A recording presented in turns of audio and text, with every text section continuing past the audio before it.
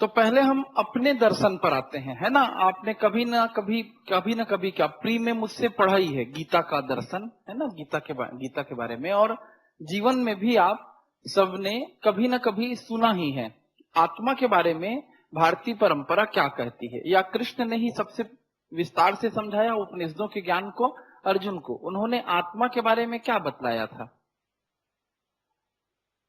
इधर माइक दे दो। हाँ, ये टी शर्ट वाले को कहीं खो गया है। माइक वाले हो भाई, या ऐसी बोल सामने है, आत्मा के बारे में क्या जानता है। हाँ, ये इधर इधर दो ना, यहाँ पर माइक किसी एक को दे दो, वो पहुंच जाएगा।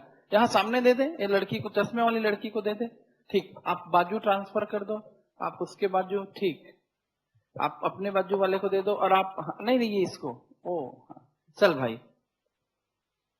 भारतीय दर्शन पढ़ा था। Yes sir. ठीक, आत्मा के बारे में क्या जानता है। आत्मा सर अविनाशी होती है। हम्म, सभी गुण उसी में समाहित होते हैं। ठीक। और सबसे, माइक आप कर दो, सबसे जो मेन बात है आत्मा के बारे में, वो हमारे शरीर से भिन्न है, इतर है। न हन्यते हन्य माने शरीरे, ऐसा किसने कहा था। कृष्ण ने कहा कि आत्मा शरीर के नष्ट होने पर भी नष्ट नहीं होती। याद आ रहा है कि नहीं आ रहा है। गीता सुन के याद ना आ रहा हो, पहले पढ़ के याद आ रहा हो, या जीवन में कहीं सुन के याद आ रहा हो। आत्मा अजर है, अमर है, अविनाशी है। मतलब किससे भिन्न है आत्मा। शरीर से भिन्न है। शरीर किससे बना है। 5 तत्वों से बना है ना। अभी आगे जाकर के एक तत्व में बदलने वाला है। इसीलिए गॉड पार्टिकल की कहां पर खोज हुई है, यूरोप में। यही सब दर्शन आगे बढ़ेगा, देखिएगा। 5 तत्व का भी एक मूल तत्व होना चाहिए कि नहीं होना चाहिए। तो हम अभी 5 तत्व पे हैं, और 5 तत्व का भी एक बेसिक एलिमेंट तक यूरोप वाले लोग अभी जाएंगे, यहीं से बढ़ते बढ़ते जाएंगे। और धर्म को मानकर नहीं जा रहे हैं, किसके आधार पर जाने का प्रयास कर रहे हैं, ये सब ज्ञान के आधार पर। तो शरीर किससे बना है, 5 तत्वों से, या भौतिक पदार्थ है। जो भी 5 तत्वों से मिलकर बनेगा वो भौतिक पदार्थ है। बैठ जाओ, नहीं लगेगा। भौतिक पदार्थ है, समझ में आ रहा है। हमारा शरीर मेटर है, आत्मा मेटर है क्या। मेटर से भिन्न है। यदि मेटर भी होगा तो पहले तो ये प्रूफ करना पड़ेगा कि आत्मा क्या है, हमारे शरीर से भिन्न है।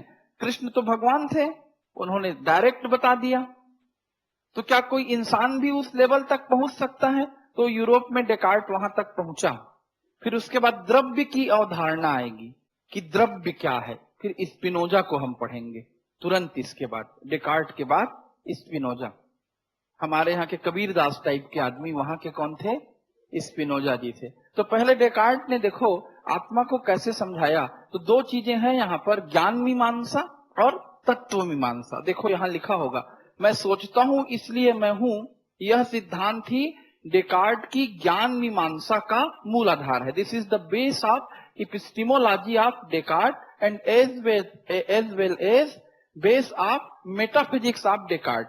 ज्ञान मीमांसा का मूल आधार, और दूसरा तत्व मीमांसा। यहीं से वो तत्व पर जाने का प्रयास करेगा। तत्व को भी खोजना पूरे दर्शन शास्त्र का या पूरे इंसान का सबसे बड़ा कर्तव्य है। हम क्या हैं, किस तत्व से बने हैं। कहना आसान है कि क्षिति जल पावक गगन समीर, ऐसा बोल दिया मैं, क्योंकि महापुरुषों की वाणी है। लेकिन साइंस ट्राई करेगा पृथ्वी तत्व को, जल तत्व को, वायु तत्व को, अग्नि तत्व को मिलाकर काश में इंसान बना देता। ये बात है कि नहीं है। हम कोशिका से अपने आप को डेवलप कर लेते हैं। आज परख नली में क्या बनने लग गए, शिशु बनने लग गए। लेकिन उसके लिए हमको मूल तत्व चाहिए रहता है, जो इंसान से ही मिलता है। हम बिना किसी इंसान की मदद के क्या इंसान बना लेंगे। उस दिन साइंस बहुत बड़े चमत्कार की दुनिया में प्रवेश कर जाएगा, क्योंकि हमें मूल तत्व समझ में नहीं आया है। तो आत्मा किस तत्व से बनी है, सृष्टि किस तत्व से बना है, सृष्टि की संरचना कैसे हुई है, यह तत्व मीमांसा कहलाता है। भारतीय दर्शन में भी मैंने बार बार तत्व मीमांसा का प्रयोग किया है, और ये देखिए यूरोप के दर्शन में भी क्या रहे, तत्व मीमांसा। उस तत्व को समझने के लिए हम ज्ञान, आ जाओ जल्दी आओ अंदर, उस तत्व को समझने के लिए हम ज्ञान के किस मार्ग का सहारा लेते हैं, ये क्या कहलाता है, ज्ञान मीमांसा। तो डेकार्ट ने जिस मार्ग का सहारा लिया वो संशयवाद है, संदेहवाद है। पर संदेह क्या है डेकार्ट के अनुसार, याद रखना, संदेह का ये मतलब नहीं होता कि हम लोगों पर डाउट करें। संदेह निश्चय तक पहुंचने का आधार है, ये समझना। डेकार्ट के अनुसार संदेह क्या है, निश्चय तक पहुंचने का आधार है। संदेह करोगे तो किसी की कही गई बात को आप बिल्कुल एज इट इज स्वीकार नहीं करोगे, फिर आप तर्कपूर्ण और विवेकपूर्ण ढंग से सोचना प्रारंभ करोगे, और फिर अपने आधार पर आप निष्कर्ष तक पहुंचोगे। तो ज्ञान कैसे पाना है, संशय करके, किसी के बताए गए ज्ञान को स्वीकार नहीं करना है। और जब हम संशय करना शुरू करते हैं तो हम संशय करते करते एक ऐसी जगह पर पहुंच जाते हैं कि हम आत्मा के अस्तित्व को जान जाते हैं अपने संशयवादी पद्धति से। जब हम आत्मा के अस्तित्व को जान गए और उसे हमने प्रूफ कर दिया, तो आत्मा किस चीज से बनी है, कैसी है, ये दूसरा पॉइंट शुरू हो जाता है, जिसको बोलते हैं तत्व मीमांसा। पहले तो दुनिया के 90% 70% लोग आत्मा है कि नहीं इस पे यकीन ही नहीं करते। तो यूरोप में डेकार्ट ने ही बताया कि भाई दर्शन की किसी भी बात में, धर्म की किसी भी बात में यकीन क्यों नहीं होता, क्योंकि उसका ज्ञान गणित की तरह स्पष्ट और असंदिग्ध नहीं होता। गणित का ज्ञान स्पष्ट और असंदिग्ध होता है, इसलिए लोग गणित की बात को तुरंत मान लेते हैं, साइंस की बात को तुरंत मान लेते हैं। मैं वैसा ही सिस्टम कहां लाना चाह रहा हूं, दर्शन में। देखो उन्होंने कैसे लाया, बहुत सरल सरल सा बात किया। शुरू करते हैं पॉइंट पर। डेकार्ट का ये हेडिंग ही है आपके सिलेबस में, मैं सोचता हूं इसलिए मैं हूं।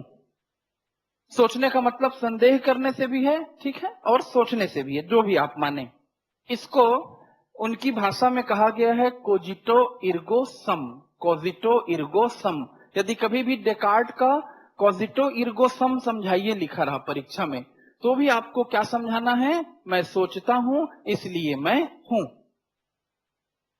अब इसी से देखिए, जैसे पॉइंट निकलता है ना प्रमेय का, पहला पॉइंट वहां पर मैं लिखा था संत एंसेल्म में, वैसे यहां पर भी पॉइंट ही पॉइंट है। पहला पॉइंट क्या है, समस्त संशयों के बीच एक बात पूर्ण रूप से संशय रहित और निश्चित है, क्या, मैं संशय करता हूं। कोई है तभी तो वो क्या कर रहा है, संशय कर रहा है। तो पहला पॉइंट था उनका, समस्त संशयों के बीच एक बात पूर्ण रूप से, जिसको नहीं, जो नहीं लिखा है लिखते भी जाए, ठीक, समस्त संशयों के बीच एक बात पूर्ण रूप से संशय रहित है और निश्चित है, कन्फर्म है, क्या, मैं संशय करता हूं या मैं सोचता हूं। संशय करना भी विचार करना है, पॉइंट नंबर 2 है ना, संशय करने का अर्थ है विचार करना, परंतु बिना किसी विचारक के विचार करना संभव नहीं है। It is not possible to think without a thinker. जब तक कोई सोचने वाला नहीं है तब तक सोचेगा कौन। तो फिर आगे बढ़ गए, संशय करना किसके बिना संभव नहीं है, बिना किसी विचारक के संभव नहीं है। इससे सिद्ध होता है कि संशय करना एक विचारक के अस्तित्व की मांग करता है। जैसे ही हम संशय करते हैं, किसके अस्तित्व की मांग शुरू हो जाती है, एक विचारक के अस्तित्व की मांग। तो यहां क्या प्रूफ हुआ, एक विचारक है। आगे की जो भी बात होगी मैं बता दूंगा। अब विचार कौन करेगा, क्या शरीर विचार करेगा? देखो हम डेकार्ट से भी ऊपर जा सकते हैं, दुनिया तो है, खत्म हो ही नहीं रही है। जैसे विचार कौन करेगा, जैसे हमारा शरीर है ना, उसको चैतन्य नहीं मानते हैं। शरीर मतलब वही 5 तत्व, वो कहां विचार करेंगे? क्या मिट्टी विचार करती है? नहीं, और करती होगी तो तुमको क्या पता। ये आपको मैं नया पॉइंट दे रहा हूं डेकार्ट से ऊपर का। क्या पेड़ विचार करता है? करता होगा तो हमको क्या पता। क्या जल विचार करता है? करता होगा तो हमको क्या पता। लेकिन सामान्य रूप से हम जानते हैं कि शरीर विचार नहीं करता। जिसको हम भौतिक पदार्थ कहते हैं, मेटर कहते हैं, वो विचारशील है हम ऐसा नहीं मानते। ये खंभा विचार कर रहा है ऐसा हमें कभी नहीं लगता, क्योंकि इसको मार दो, पीट दो, तोड़ दो, गिरा दो, कोई रिएक्शन नहीं आता। आपको मैं मारूंगा, पीटूंगा, तोड़ूंगा, गिराऊंगा, आपकी तरफ से क्या आएगा? रिएक्शन आएगा, चीखोगे, चिल्लाओगे, बदले में मारोगे। मतलब शरीर के अलावा आपके अंदर कुछ है जो रिएक्ट करता है, और यदि वो नहीं रहता तो आप भी रिएक्शन देना बंद कर देते हो। फिर आपको पीटो, मारो, गिराओ या सीधा जला दो, मरने के बाद वही होता है ना, कोई रिएक्शन नहीं आता। तो आपके अंदर कुछ है जो विचार करता है। ठीक, वो विचार करना आपके शरीर से, आपके मैटर से क्या है? डिफरेंट मैटर का वर्क है। इसी को समझाया, देख लो, लास्ट बता रहा हूं, जो अभी भी आए हैं वो सुन ले। मैं सोचता हूं इसलिए मैं हूं, इसको कहा गया कोजिटो इर्गो सम, उनके लैंग्वेज में। पहला पॉइंट क्या है इसका? समस्त संशयों के बीच एक बात पूर्ण रूप से संशय रहित और निश्चित है। क्या? मैं संशय करता हूं। संशय करना क्या है? विचार करना है। और विचार करना किसके बिना संभव नहीं है? किसी विचारक के बिना संभव नहीं है। इससे सिद्ध होता है कि विचार करना किसके अस्तित्व की मांग करता है? एक विचारक के अस्तित्व की मांग करता है। अब ये विचारक है कहां? मेरे ही अंदर होगा, और मेरे शरीर से क्या होगा? डिफरेंट होगा। उसी को लिखा है डेकार्ट के अनुसार, शरीर पर तो संशय किया जा सकता है, किंतु संशयकर्ता का अस्तित्व असंदिग्ध रूप से प्रमाणित हो उठता है। जैसे गणित में असंदिग्ध ज्ञान होता है, वैसे ये बार बार समझाना चाह रहे हैं कि आत्मा का अस्तित्व असंदिग्ध है। 2, 3, 4, 5 संख्याओं को हम जैसे असंदिग्ध मानते हैं, त्रिभुज को असंदिग्ध मानते हैं, त्रिभुज के तीनों कोणों का योग 180 अंश होता है, असंदिग्ध मानते हैं। वैसे बिल्कुल मानिए, संशय करना बंद कर दीजिए। मैं इसे गणित की तरफ रूप कर रहा हूं कि आपके पास आत्मा है। इस प्रकार शरीर की अपेक्षा संशय करने वाले आत्मा को जानना सरल है। उल्टा बोल रहे हैं, शरीर को जानने से ज्यादा सरल मेरे अनुसार क्या है? आत्मा को जानना है। मैं सोचता हूं इसलिए मैं हूं, यह कैसा ज्ञान है?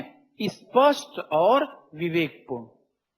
इस पे डाउट मत कीजिए, क्योंकि अपने आप में यह प्रूफ है। आगमन विधि में और निगमन विधि में अंतर होता है ना। आगमन मतलब कुछ चीजें हमारे दिमाग में पहले से है, जिससे फिर हम क्या करते हैं?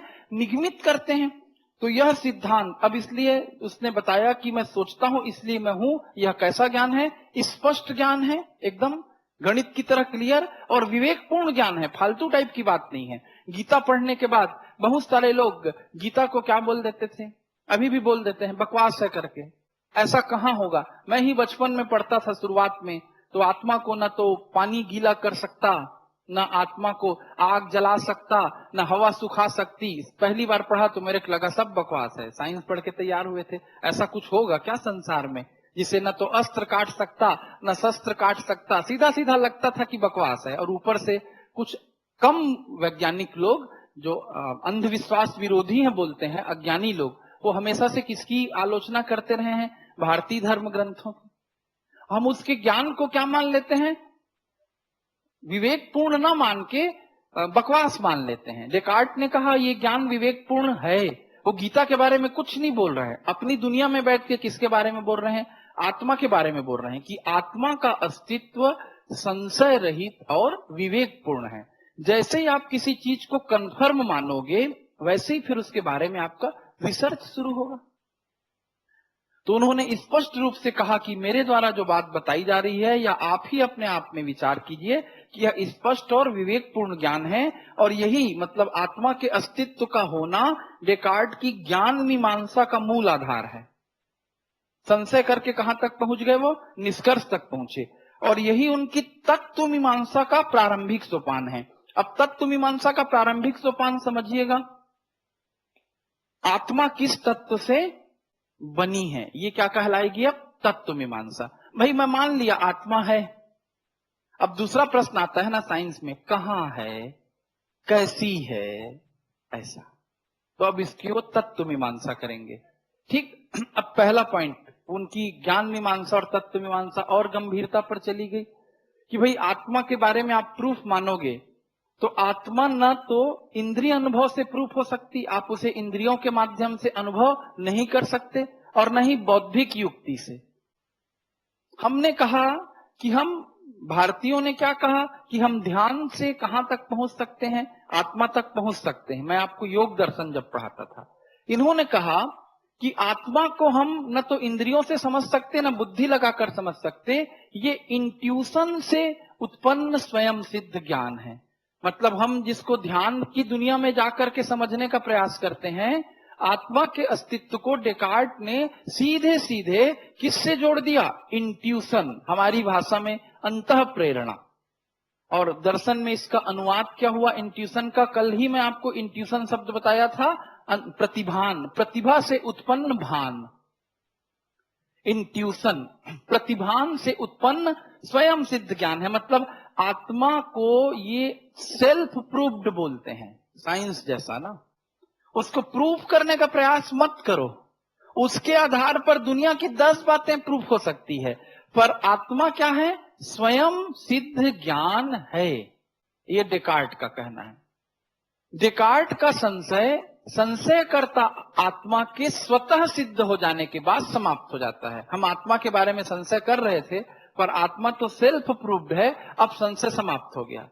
अब आगे की बात शुरू होगी। मैंने संशय किया, वहां से शुरुआत है, फिर बात आगे है, बहुत दूर तक जाएगी। उसके दर्शन में संशय को ज्ञान का प्रारंभिक बिंदु माना गया है, जिससे हमें पूर्वाग्रहों से रहित होकर चिंतन करने की प्रेरणा मिलती है, और हम संशय से कहां पर पहुंचते हैं? निश्चय पर पहुंचते हैं। हम किस निश्चय पर पहुंच गए? कि आत्मा होती है। ठीक, डेकार्ट के दर्शन में मैं और चिंतन में अवियोज्य संबंध है, उनको अलग अलग नहीं कर सकते। अवियोज्य मतलब वियोजित नहीं किया जा सकता। मैं यानी आत्मा और चिंतन यानी सोचना। यानी सोचना किसका गुण है? आत्मा का गुण है। चिंतनशील होने के कारण ही मैं यानी आत्मा विभिन्न भौतिक वस्तुओं, यहां तक कि अपने शरीर से भी नितांत भिन्न है, जिसे हमने सांख्य दर्शन में चैतन्य कहा था, है ना। मैं आपको बार बार बोलता हूं कि मेरा वो लेक्चर सुन लिया करना यूट्यूब में। शरीर जड़ है कि चेतन? शरीर जड़ है। आपका हाथ जड़ है कि चेतन? जड़ है। ऐसा लगता है ये तो हिल रहा है, लेकिन ये जड़ है। किसके बिना जड़ है? जब तक आपकी आत्मा अर्थात चैतन्य तत्व ना रहे। आत्मा आपके शरीर से निकली, आप मरे, आपका हाथ हिल नहीं सकता। तो आत्मा शरीर से भिन्न है, हमारा सांख्य दर्शन बताता है। और आत्मा शरीर से नितांत भिन्न है। 101% कौन बोल रहा है? डेकार्ट बोल रहा है, मैथमेटिकल तरीके से बोल रहा है। और क्या बोल रहा है? क्यों भिन्न है? क्योंकि ये चिंतनशील है। शरीर नहीं सोचता, इस भौतिक जगत की जड़ वस्तुएं नहीं सोचती। जो सोचता है, जो चिंतन करता है, वो ना सोचने वालों से तो अलग होगा ही। सोचना या चिंतन करना किसका काम है? किसका स्वभाव है? आत्मा का। इसलिए किससे भिन्न है वो? भौतिक वस्तुओं से भिन्न है, भौतिक जगत से भिन्न है, और हमारे शरीर से भी भिन्न है। इसीलिए कृष्ण ने भी कहा था, न हन्यते हन्यमाने शरीरे, न जायते मृते वा कदाचिन, नायम भूतो भवितो वा न भूया। आत्मा का न तो जन्म होता, न मृत्यु होता।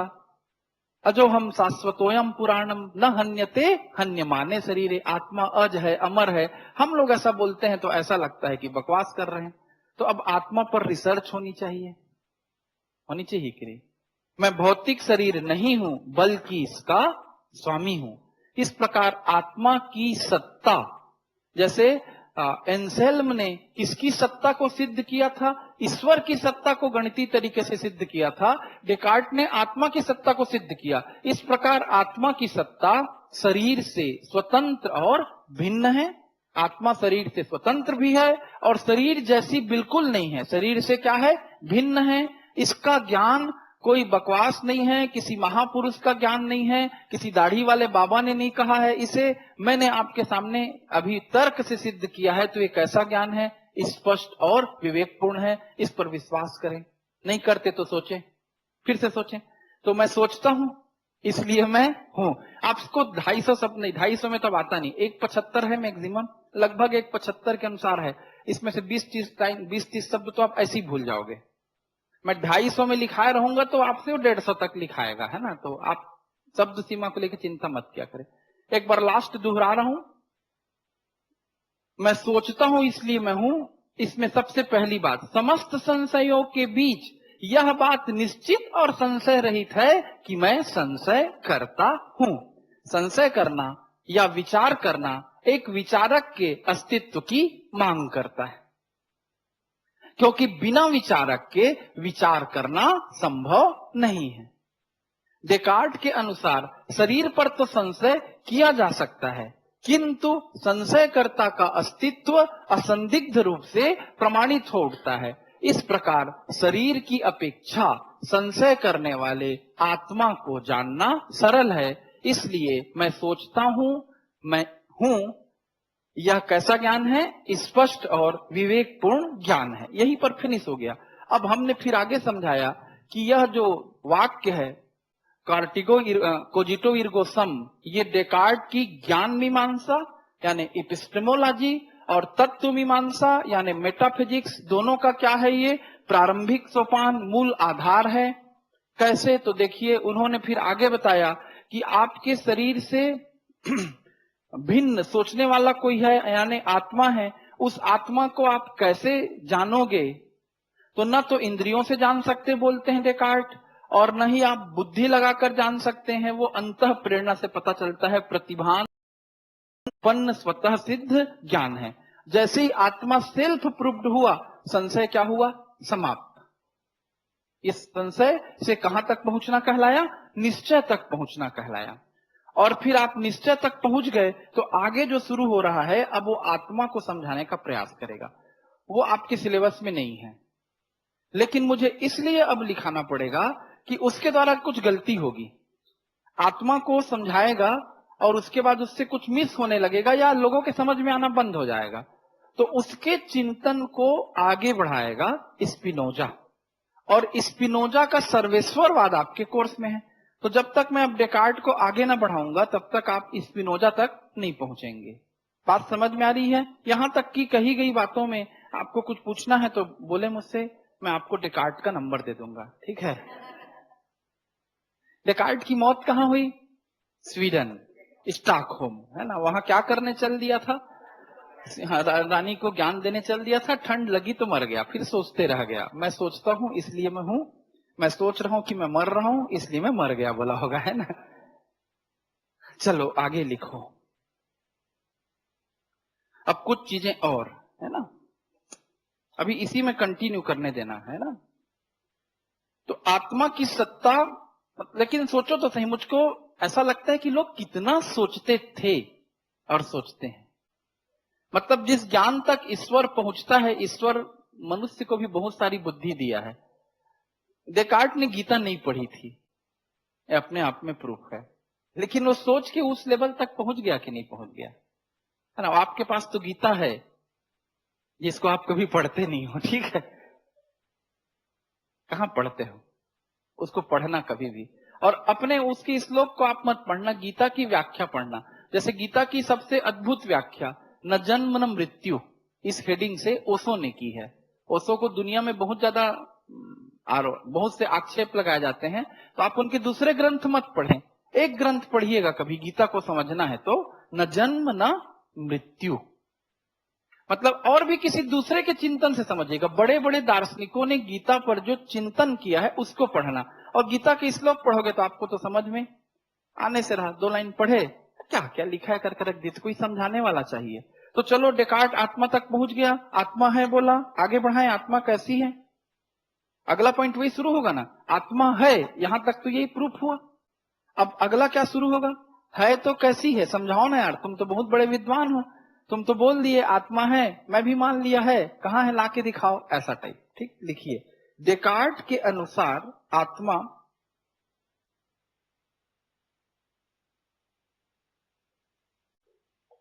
जड़ तत्व से भिन्न एक चिंतनशील द्रव्य है।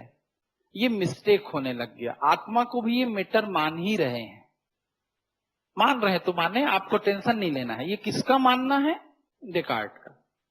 डेकार्ट के अनुसार आत्मा जड़ तत्व से भिन्न एक चिंतनशील द्रव्य है।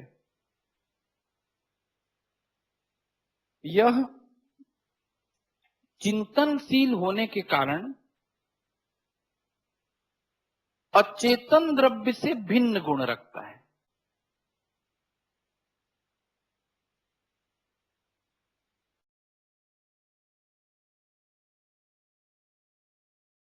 मतलब soul is matter but a different type of matter.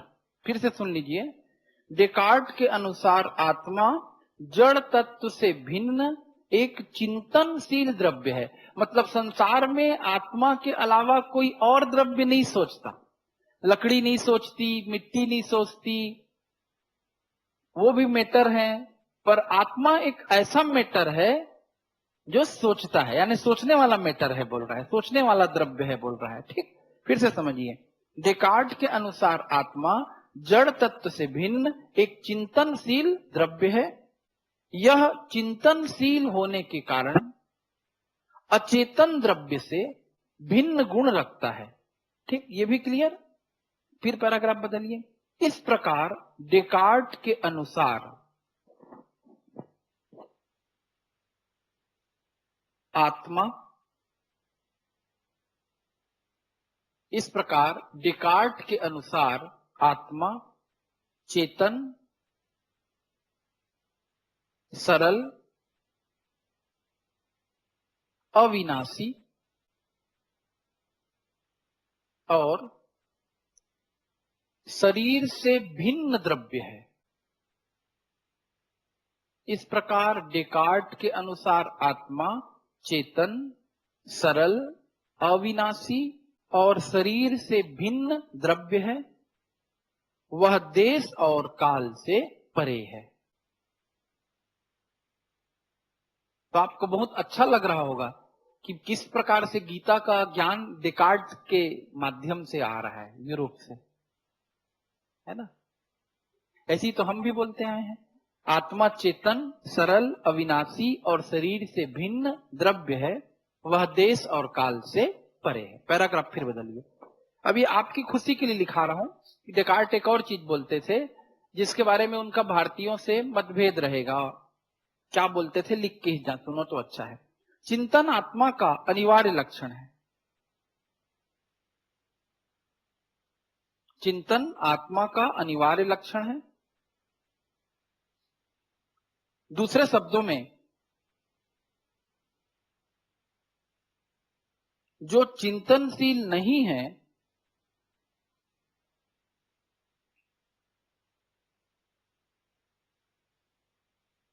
वह आत्मा से रहित होता है। चिंतन आत्मा का अनिवार्य लक्षण है।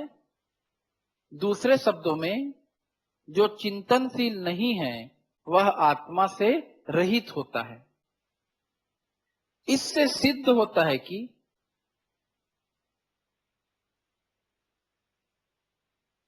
मनुष्यों में ही आत्मा पाई जाती है।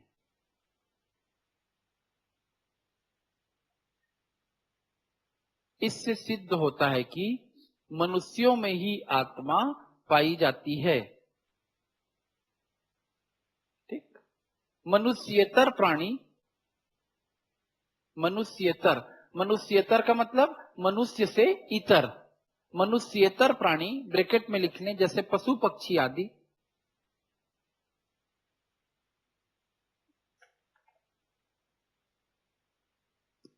चिंतन से रहित होने के कारण आत्मा से रहित हैं। मनुष्येतर प्राणी जैसे पशु पक्षी आदि चिंतन से रहित होने के कारण आत्मा से रहित हैं। तो डेकार्ट ने किसमें आत्मा नहीं मानी? पशु पक्षियों में। अब उसके बाद उसने आत्मा को बेहद डिटेल समझाया है, बेहद। मतलब ऐसा नहीं था कि आत्मा को क्या कर दिया, वो छोड़ दिया। फिर उसके बाद किसको समझाएगा? ईश्वर को समझाएगा डेकार्ट, और मुझको आत्मा के बारे में डेकार्ट की बातों को तो नहीं समझाना पड़ेगा, ईश्वर के बारे में बताना पड़ेगा, क्योंकि डेकार्ट के ईश्वर के बारे में जो ज्ञान था उसको आधार बनाकर स्पिनोजा किसका कॉन्सेप्ट देगा? सर्वेश्वरवाद। ठीक, तो कुछ कुछ चीजें लिखते हैं। अब यदि मान लीजिए डेकार्ट के मैं सोचता हूं, या डेकार्ट के कोजिटो इर्गो सम की आलोचनात्मक विवेचना कीजिए, ऐसा आ गया। डेकार्ट के कोजिटो इर्गो सम को समझाइए या डेकार्ट के संशयवाद को समझाइए, तो आपका काम आसान है। जितना मैं लिखाया हूं छाप के आ जाओगे, पूरा नंबर आएगा। अब लेकिन इसकी आलोचनात्मक समीक्षा कीजिए बोलेगा तो या तो आप इसके क्रॉस जाएंगे दाएं बाएं, या आपसे पहले तो निश्चित रूप से लोग इसके भी दाएं बाएं गए होंगे, उनके मतों को लिखना रहेगा, है ना। तो नीचे लिख लें समीक्षा या तुलना।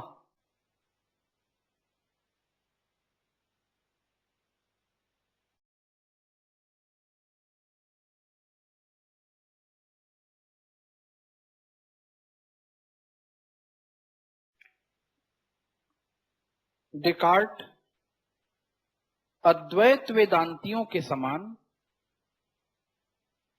एकात्मवादी नहीं है। डेकार्ट अद्वैत वेदांतियों के समान एकात्मवादी नहीं है। ठीक, उनके लिए चिंतन, ब्रैकेट में लिखो चेतना, आत्मा का एक गुण है। तो जो हम फरवरी से पढ़ते आ रहे हैं सत चित्त आनंद, उसमें चित्त शब्द आपको और समझ में आ रहा होगा। हमारा चित्त यूरोप का चिंतन, हमारा चैतन्य यूरोप का चिंतन या चेतना। डेकार्ट अद्वैत वेदांतवादियों के समान एकात्मवादी नहीं है। उनके लिए चिंतन अर्थात चेतना आत्मा का एक गुण है। वह शंकराचार्य, कांट,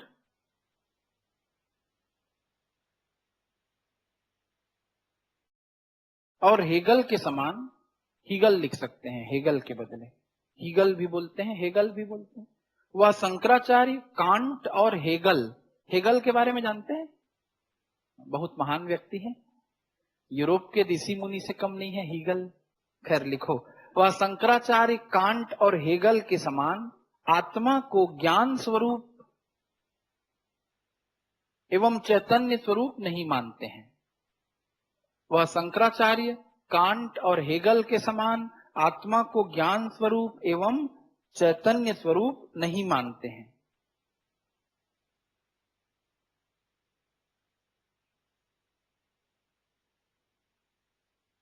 पैराग्राफ बदलिए।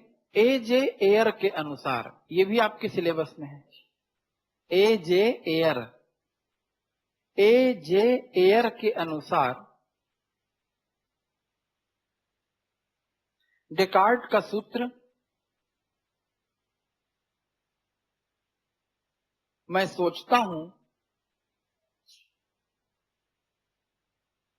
इसलिए मैं हूं।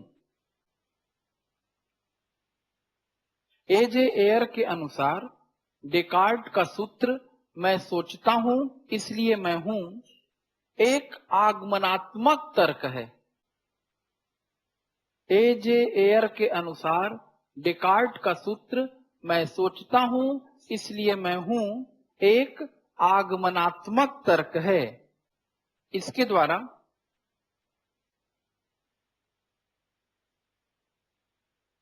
किसी निश्चित निष्कर्ष की प्राप्ति नहीं हो सकती है।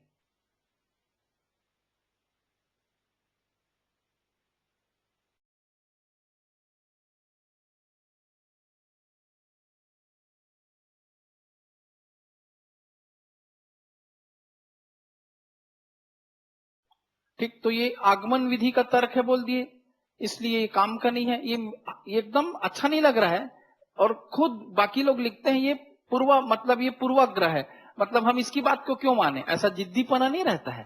तो इसलिए ये कौन, एजे एयर जबरन क्या कर रहे हैं, डेकार्ट का खंडन कर रहे हैं। ठीक, पर आप उनके विचार को लिख लिए। ठीक, एजे एयर ने क्या कहा कि मैं सोचता हूं इसलिए मैं हूं, ये कैसा एक वाक्य है, आगमनात्मक, मतलब इसको मूल वाक्य माना है डेकार्ट ने। ठीक, उसके बाद दूसरा जो है, आत्मा को जो इन्होंने द्रव्य माना है, मेटर माना है, उसको भारत में तो शंकराचार्य शुरू मतलब अपने तरीके से बोल ही चुके हैं, या हमारी परंपरा तो आत्मा को बहुत विशाल रूप में देखती है सदियों से। यूरोप में हेगल ने बिल्कुल भी भारतीय परंपरा का अनुसरण किया, किसके संदर्भ में, आत्मा के संदर्भ में। हमारे अनुसार आत्मा एक द्रव्य नहीं है, एक मेटर नहीं है, मेटर से ऊपर है। ये शरीर से ऊपर माने और शरीर से ऊपर का मेटर माने। कैसा मेटर माने, चिंतनशील मेटर माने। और हम मानते हैं कि आत्मा चैतन्य है, और चैतन्य है और एक और बढ़िया चीज ज्ञान स्वरूप है मानते हैं। आत्मा चैतन्य है, ज्ञान स्वरूप है, वो द्रव्य कभी नहीं हो सकता, होगा भी तो हम उसको समझा नहीं सकते। तो लिखिए, हीगल ऐसे ही बताएंगे। अब नेक्स्ट अंतिम है,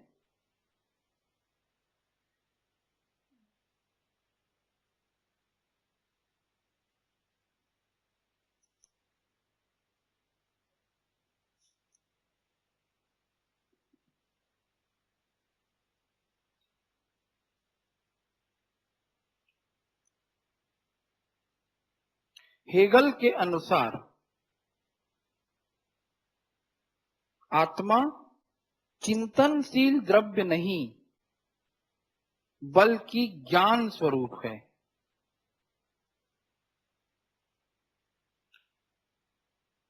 हेगल के अनुसार आत्मा चिंतनशील द्रव्य नहीं बल्कि ज्ञान स्वरूप है। और एक और व्यक्ति की आलोचना लिख लें, सार्त्र। सार्त्र नाम लिखा गया। सार्त्र जैसे अस्तित्ववादियों के अनुसार, किसके जैसे, सार्त्र जैसे अस्तित्ववादियों के अनुसार ज्ञान और सत्ता में, सार्त्र जैसे अस्तित्ववादियों के अनुसार अस्तित्व, ब्रैकेट में लिखें, मैं हूं,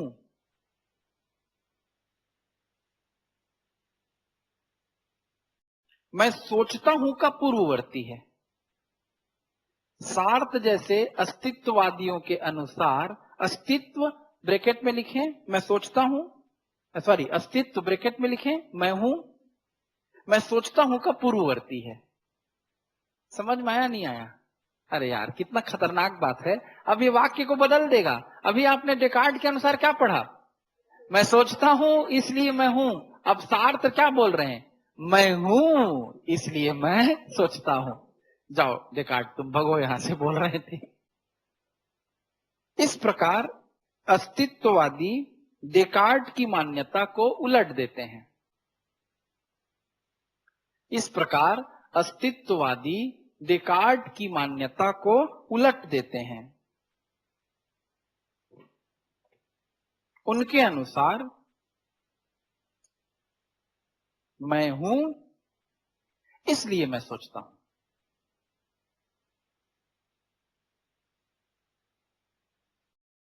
ठीक, उनके अनुसार मैं हूं इसलिए मैं सोचता हूं।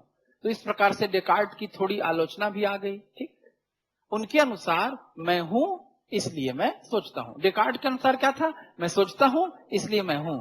अस्तित्ववादियों ने क्या कहा, मैं हूं तभी तो मैं सोचता हूं, नहीं रहता तो कहां सोचता। ठीक, कुल मिला के आपको पागल करने के लिए सारे लोग तैयार बैठे हैं। मैं खुद इनको पढ़ रहा हूं कई दिन से। ठीक है, इतना सारा लिख के फिर आपको इतना कम में बता पाया। ठीक, यानी मेहनत लगती है।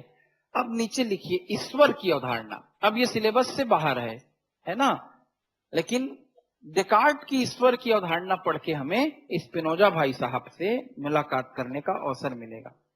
डेकार्ट ने ईश्वर की अवधारणा एक निरपेक्ष द्रव्य के रूप में की। अंडरलाइन करें, निरपेक्ष द्रव्य। डेकार्ट ने ईश्वर की अवधारणा एक निरपेक्ष द्रव्य के रूप में की या दी। उनके अनुसार ईश्वर से मेरा अभिप्राय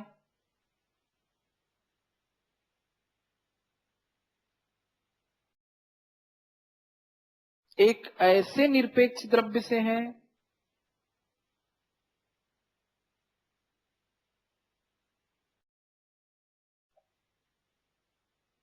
जो अनंत, फिर से सुन लें, उनके अनुसार ईश्वर से मेरा अभिप्राय एक ऐसे निरपेक्ष द्रव्य से है जो अनंत, स्वतंत्र, सर्वज्ञ और सर्वशक्तिमान है। ईश्वर से मेरा अभिप्राय एक ऐसे निरपेक्ष द्रव्य से है जो अनंत, स्वतंत्र, सर्वज्ञ और सर्वशक्तिमान है तथा जिसने मुझे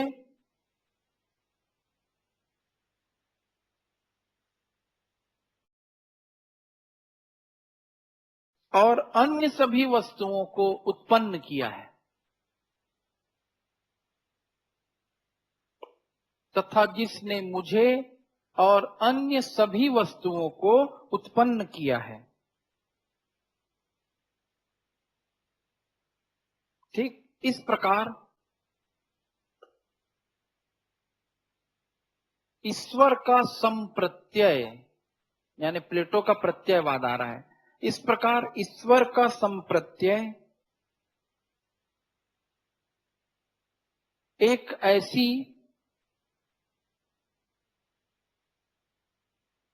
पूर्ण सत्ता की चेतना है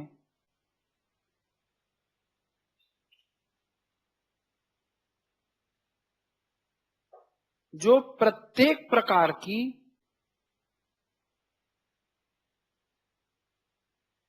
अपूर्णताओं से रहित है।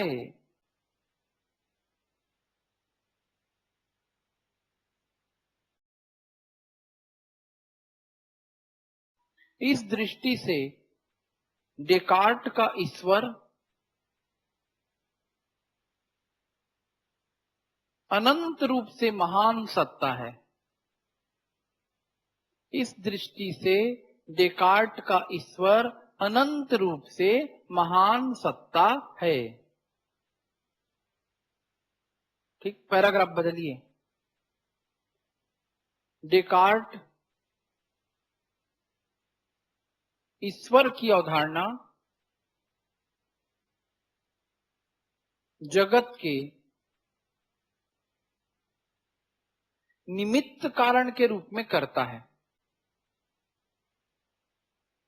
डेकार्ट ईश्वर की अवधारणा जगत के निमित्त कारण के रूप में करता है। निमित्त कारण को अंडरलाइन करें, आपकी समझ में आया। घड़े का निमित्त कारण कौन है? कुम्हार। वेरी गुड, मिट्टी नहीं बोले। मिट्टी क्या है घड़े का? उपादान कारण। बहुत अच्छा पढ़ते हैं यार तुम लोग, गुड। असली मैं भी पढ़ाया हूं और तुम लोग भी पढ़े हो। डेकार्ट आज स्वर्ग में बैठ के खुश हो रहा होगा। यस, मेरे को स्वीडन नहीं जाना था, रायपुर आना था पढ़ाने, सोच रहा होगा। तो डेकार्ट क्या बोलता है? सृष्टि का निमित्त कारण किसे मानता है? ईश्वर को। ठीक, तो डेकार्ट ईश्वर की अवधारणा जगत के निमित्त कारण के रूप में करता है। ठीक, सृष्टि का उपादान कारण जड़ द्रव्य है, जड़ द्रव्य है। सृष्टि का उपादान कारण जड़ द्रव्य है, जड़ द्रव्य। ठीक, यद्यपि डेकार्ट आत्मा और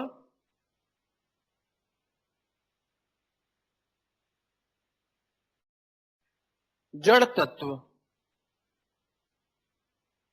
दोनों को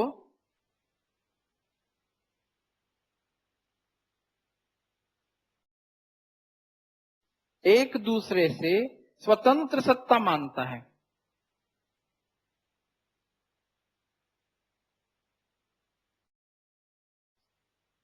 इस प्रकार यद्यपि डेकार्ट आत्मा और जड़ तत्व दोनों को एक दूसरे से स्वतंत्र द्रव्य मानता है, किंतु ये दोनों ईश्वर के द्वारा उत्पन्न किए गए हैं।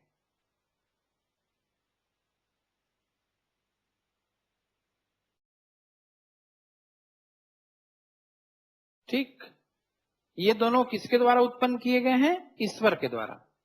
ठीक है, ईश्वर स्वयंभू है, सेल्फ काज्ड ना, वो स्वयंभू नहीं बोल रहा है। सही अनुवाद स्वयंभू है। अब इसका गलत अनुवाद क्या होता? सेल्फ काज्ड, ईश्वर अपना कारण स्वयं है। तो सरल सा अनुवाद लगता, पर हिंदी में क्या कहलाएगा? ये स्वयंभू। ये अच्छे पुस्तक का लक्षण है। ईश्वर स्वयंभू है, मतलब सेल्फ काज्ड, अर्थात वह अपना कारण स्वयं है। सेल्फ स्यू कास्वी, अर्थात वह अपना कारण स्वयं है। चलो, तो इतना आपने लिखा है ना। अब इसके बाद आपको मैं 2 मिनट और समझा दूं कि तत्व मीमांसा क्या हुई। ठीक, फिर हम तुरंत कहां पहुंचेंगे? स्पिनोजा में। और डेकार्ट को आप 3 बार 4 बार और पढ़ना, तभी आप स्पिनोजा को समझोगे। ठीक, यद्यपि आप बहुत समझ गए हैं जल्दी ही, ऐसा मुझको आपके चेहरों से लग रहा है। तत्व मीमांसा में डेकार्ट के अनुसार कितने प्रकार के तत्व हो गए? पढ़ो तो पूरे को। अभी इतना देर से लिखा रहा हूं, मैंने ईश्वर की अवधारणा बताया, आत्मा बताया है ना, इस प्रकार से बहुत कुछ बताया। तो क्या आप डेकार्ट की तत्व मीमांसा समझ पाए? तत्व मीमांसा मतलब सामने, तत्व मीमांसा का मतलब, तत्व मीमांसा का मतलब तत्व क्या है? तत्व जानती हैं? ये संसार किससे बनता है? एलिमेंट से, तत्वों से बनता है। तो तत्व मीमांसा किसको खोजने का प्रयास करती है? एलिमेंट को, बेसिक एलिमेंट को खोजने की। तो और ज्ञान मीमांसा क्या करती है? हम ज्ञान कैसे पा सकते हैं। आचार मीमांसा क्या बताती है? हमारा आचरण कैसा होना चाहिए। तो किसी भी थिंकर के, दार्शनिक के चिंतन के 3 पहलू होते ही हैं, तत्व मीमांसा, ज्ञान मीमांसा, आचार मीमांसा। ज्ञान कैसे पा सकते हैं, ये ज्ञान मीमांसा। फिर तत्व कैसे होते हैं, और फिर वो इतना सब जानने के बाद तुमको बताएगा कि तुम्हें आचरण कैसे करना चाहिए। आखिर इतना बड़ा विद्वान है, तो आदमी उससे पूछता है, भैया मैं क्या करूं, तेला बताते हैं, अतेक अतेक बात करा था। तो चारवाक बोल देता है, खाओ पियो और मस्त रहो। ये उसकी क्या हो गई? आचार मीमांसा। सुखवादी बोल देते हैं कि मनुष्य को वही कार्य करने चाहिए जिससे उसे सुख मिले। ऐसा सब अपना अपना आचार मीमांसा देते हैं। तो यहां तत्व मीमांसा में कोई बता सकेगा डेकार्ट ने कितने तत्व बता दिए? 2। अरे यार कैसे करते, दुखी मत करो। डेकार्ट के अनुसार अभी 3 तत्व हो रहे हैं। निरपेक्ष द्रव्य या निरपेक्ष तत्व, ये ईश्वर है। जड़ तत्व, ये भौतिक जगत वाला है। और चेतन तत्व, ये आत्मा है। यही तो बोल रहा है बेचारा, कितना समझो ना भाई। ईश्वर एक तत्व है बोल रहा है, ईश्वर को भी द्रव्य मान रहा है। मान रहा है कि नहीं मान रहा है? डेकार्ट ने माना ईश्वर क्या है? एक द्रव्य है। द्रव्य मतलब मेटर, द्रव्य मतलब तत्व, द्रव्य मतलब एलिमेंट। ईश्वर कैसा द्रव्य है? निरपेक्ष द्रव्य है। मेटर है ईश्वर भी, आखिर किसी चीज से तो बना होगा ऐसा, लेकिन वो एब्सोल्यूट मेटर है। और जो भौतिक जगत है वो कैसा तत्व है? जड़ तत्व है। आत्मा कैसा तत्व है? चेतन तत्व है। ईश्वर निरपेक्ष द्रव्य, द्रव्य बार बार बोल रहा हूं, ईश्वर कैसा द्रव्य? निरपेक्ष द्रव्य। फिर दूसरे नंबर का द्रव्य जड़ द्रव्य, तीसरे नंबर का द्रव्य चिंतनशील द्रव्य। कहीं पर लिखा होगा,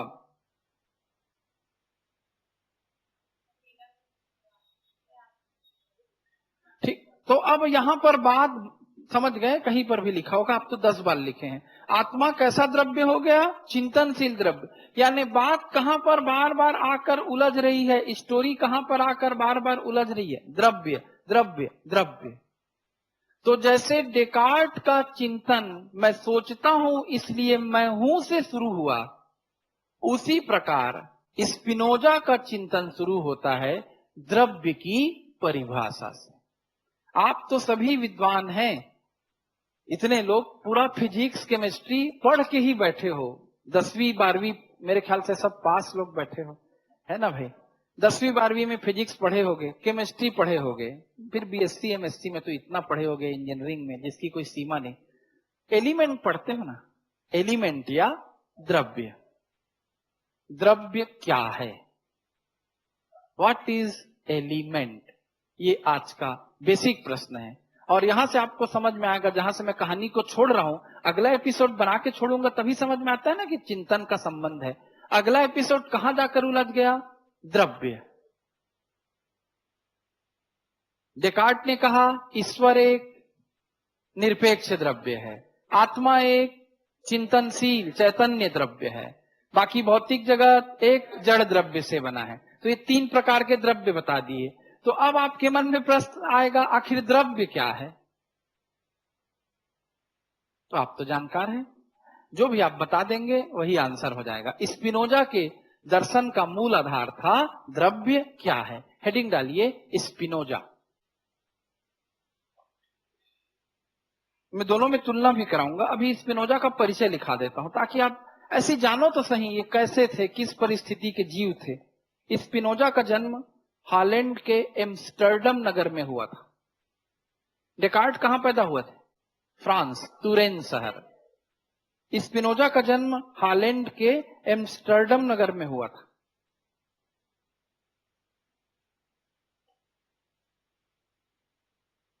शिक्षा यहूदी विद्यालय में हुई।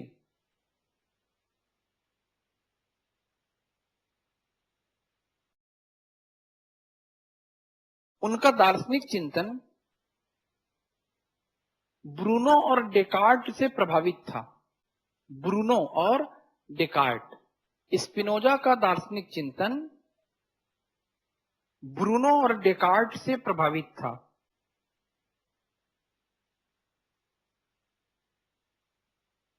उनके गंभीर चिंतन के फलस्वरूप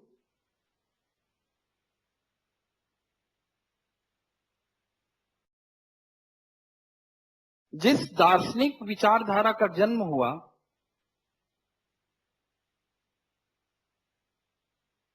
उसे सर्वेश्वरवाद कहा जाता है, पेंथीज्म।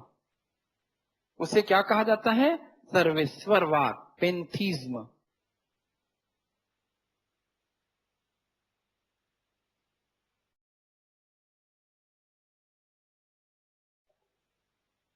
क्या है यार पेंथीज्म? थोड़ा समझा दूं तभी तो मजा आएगा, है ना? अगले एपिसोड को समझने में। बहुत आनंददायी विचारधारा। अभी हम ईश्वर तक पहुंच तो चुके हैं, लेकिन ईश्वर को हम कहां रख करके देख रहे हैं? दूर रख करके देख रहे हैं। ईश्वर कहीं बैठा है और उसने बैठ करके क्या कर दी? सृष्टि बना दी। तो जो ईश्वर को मानता है वो ईश्वरवादी विचारधारा है, थीस्ट। जो नहीं मानता वो एथिस्ट, ईश्वर नहीं है। और जो खतरनाक, और क्या खतरनाक नहीं, जो सबसे महान है वो सर्वेश्वरवादी है। कैसे? बिल्कुल एकदम डिफरेंट। ईश्वर कहीं दूर नहीं है, ईश्वर ने कहीं नहीं बनाई है, दूर से बैठ के उस सृष्टि को नहीं बनाया है। वो तो सृष्टि के कण कण में समाहित है। क्या भारत देश ऐसा नहीं कहता, कण कण में भगवान? तो हम कण कण में भगवान कहते हैं, और स्पिनोजा उसको क्या बोल रहा है? पेंथीज। ईश्वर नहीं है कहीं, मोको कहां ढूंढे बंदे, मैं तो तेरे पास में। कबीर बोल के चले गए, और वहां कौन आया? स्पिनोजा।